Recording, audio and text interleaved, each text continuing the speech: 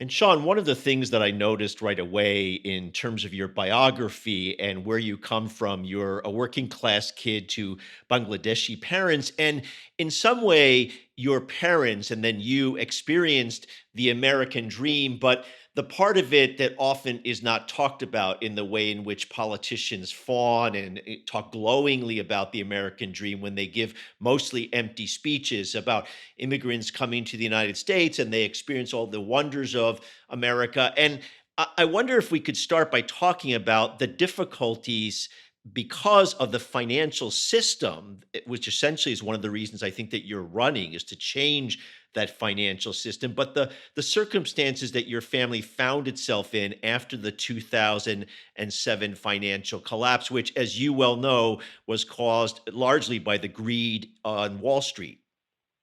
Yes, correct. Yeah, so both my mother and father were union members to Casino Workers Union, Labor Union 54 and Local 100 in Atlantic City, New Jersey, where we were living at the time. So they've been working in the industry for over like 10 years in total. And when the economy is starting to take a turn for the worse, my father was starting to get sick. He suffered from Lyme disease, and my mother had to pick up extra shifts at and other jobs out just cleaning hotel rooms at the Sheraton.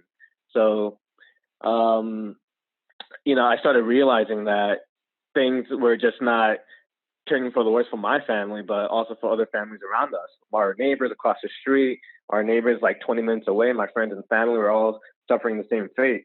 And I was about 14 years old at the time, and my dad brought me to these rallies, and we're all just gathered in a massive movement of just trying to save our livelihood, our jobs, our homes. And it was the first time I was exposed to labor movement. So all that energy was really internalized to passion for just working together with other working class families who were just on the brink of losing everything that they've ever worked for. So when we were brought up to learn that you need to work hard, the bootstrap mentality to achieve the American dream, you can do anything once you make it to the middle class, then everything will be okay. But we found out that's not true. And as soon as my both my parents lost their jobs, we lost our home to foreclosure, and we ended up moving back to New York. So we've been living in Jamaica, Queens, since 2007. Mhm. Now, when your parents got laid off, one of the things that I saw in your bio was that, as you pointed out, your mother took on extra overtime shifts essentially and worked really hard, but still working in a hotel and a unionized hotel, she was not able to earn enough money as the single breadwinner in your family. So that was incredible pressure on your family. And I suppose that led to the foreclosure crisis you faced and moving back to Queens. Did I get that right? Yeah, absolutely. And shortly afterwards, uh, my both my parents were sort of traumatized as to what had happened. We had to start a fresh new slate. And at the age of 15, I was the eldest. I'm the eldest of three, so I felt this immense pressure of just really having responsibility to start supporting and start participating in in paying bills, basic bills for like electricity, food, the rent. So I started working at a flea market, just making $50 on a 12-hour shift. So if you break down the math, that's about like $5.50 an hour. And I would chip in wherever I could, whether it's for food or for rent, just to make sure that we were not going to lose our home ever again. And you were able at least to fall back on your other family members, as I understood it, in Queens, who I gather provided some shelter for your family. And in a certain way, and I'm going to say this very carefully, you were fortunate to have people to rely on when I assume that many people in your district, the district that you want to represent, don't have anything to fall back on. And this is what leads oftentimes to people becoming homeless. Yeah, no, absolutely. And when you come from, I have the privilege of coming from a big immigrant family. So my mother has seven sisters and two brothers. My father has four brothers and two sisters. So we always had this idea of just a community within our family and always like supporting one another through the ups and downs. So when my parents and my family were going through this tough time, they were really there for us, and most of them were from New York. So they encouraged us to move back to New York. They helped us find an apartment. They cooked food for us, and really helped us get back on our feet. And we know that we were fortunate enough to really have that support. But I know that's not the case for a lot of families, working families, especially in New York Five, where a lot of people, may come from broken homes, or they may not have both parents, or they may be living on their own, and it takes one paycheck, really one paycheck, one home foreclosure to really end everything for you. So yeah, I'm very fortunate. And I wanted to dig into your background and your family's experiences because oftentimes I've been around politics for a very long time, many decades. I'm dating myself a little bit, but I often hear this. I often hear this repeated mantra on the part of politicians. Well, I really understand what's going on with my constituents or my potential constituencies. But I think from your story, I am gathering that when you go and knock on doors and when you go and talk to people in your district, that when somebody says that it's hard to make a decent wage, it's hard to pay my bills, I'm homeless, or I'm struggling with this, it really hits you internally. You must feel that kind of actual physical feeling because it evokes a memory for you. So you can probably relate to people in a very direct way. Yeah, yeah, absolutely. I mean that genuinity and just truth telling, should carry on with a lot of people who do want to run for office, because this is a serious challenge and task that we're taking, because we're playing with, we don't want to play with people's lives, but the fate of humanity is literally like in the hands of DC.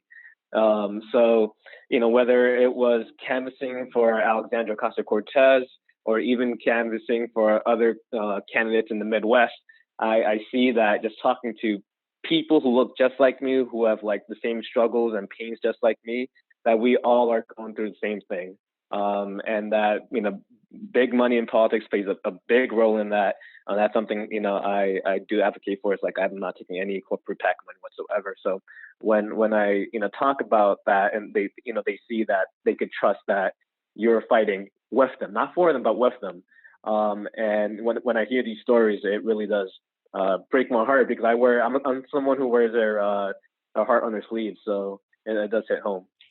And that's a perfect transition to talk about your opponent for a moment. I usually mostly like to focus on the candidate and not who they're running against. But the point you made about big money and the corruption of money in politics, and that's one of your progressive positions, campaign finance reform, it really jumped out at me because I did check just before we started recording on opensecrets.org. And that's a great website for my listeners if you haven't checked it out. Opensecrets.org really dissects where money comes to specific candidates. And Greg Meeks gets 88% of his PAC dollars from business. And just to give you a sense of where the biggest chunk comes from, it's from finance, insurance, and real estate. He got $216,000 in this current past cycle in the money that he's collecting now from those interests, which are the very interests that are going after people in your district, that hurt people like you, that hurt families like yours in terms of foreclosure, in terms of the actual assault on people's basic ability to make a living. Yeah, absolutely. And when right now, New York Five is facing a home foreclosure and homelessness crisis. It's the highest in New York City right now. So for any elected member to continue on, taking these big dollars, and while having all these issues going on in their own backyard, shows that they're not really, current elected officials are not representing everyday people in the district who are going through these struggles. So this is why we need to not change and reform the system, but we need, as working people, to stand up and fight and have our voices heard, to be at the table making decisions for ourselves. Mhm. Now, I have to say that I have a special interest in your race against Greg Meeks. I mean, I like to, as my listeners know, have lots of great progressive candidates on, even first timers like yourself, because you all are the future of politics in this country. But I've been after Greg Meeks for a very long time, and he was He was part of something I dubbed, and I had a whole section on my website at one point on this called the CAFTA 15. He was one of the few Democrats who voted for this horrible trade agreement, the Central American Free Trade Agreement. And it was because of those few Democrats that CAFTA passed. And this was a disaster for regular working people, not just in this country, but obviously in Central America, as all these so called free trade deals are, because they are really about protecting capital investment. They're about protecting those very interests that you mentioned and that we talked about just now: finance, insurance, and real estate. And Greg Meeks, alone among most Democrats, voted for this deal. So I wanted, back when he voted for that bad deal, to actually have a primary challenger back then, because I thought he was really working against the interests of his district. So I'm curious what your view is about these bad trade deals and about Meeks's role in that area. Yeah, I think it was a terrible decision on his part from doing that. We lost thousands of jobs in the district, and people are unemployed at high rates in this district. We have about 12% unemployment rate now in New York Five. So a lot of people have lost jobs. They have lost their homes because they haven't been able to pay their bills. So it's basic, it's a domino effect that when we're shipping these jobs off, that I don't think that some people realize that it takes a toll on the American workforce here. So it just shows you that people like Greg Meeks, it has more interest in serving and protecting in the interest of big money and corporations and not working people here. So I think it was definitely a terrible decision. Now, on your website, you have clearly a very progressive vision, and I encourage my listeners to go to Sean's website. I'm going to spell it out for people: SHANIYAT 2020.com. That's SHANIYAT 2020.com. And you have a lot of progressive positions. The one thing that jumped out at me, which I want you to just chat about for a minute or two, is the one on reparations.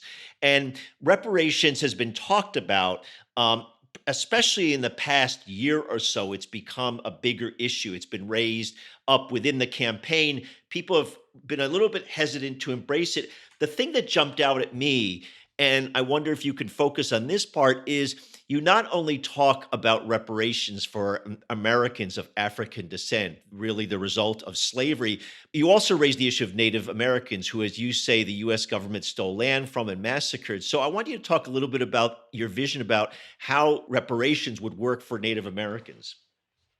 Yeah, for sure. So I mean, one of the things that I like to talk about when I'm, talking to constituents and talking to people on the streets is that, the U.S. government has played a vital role in colonialism and imperialism throughout our history.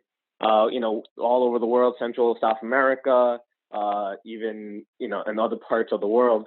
And and these are people of color, especially, that we have enslaved and killed and brought diseases over that have plagued their and wiped out their communities.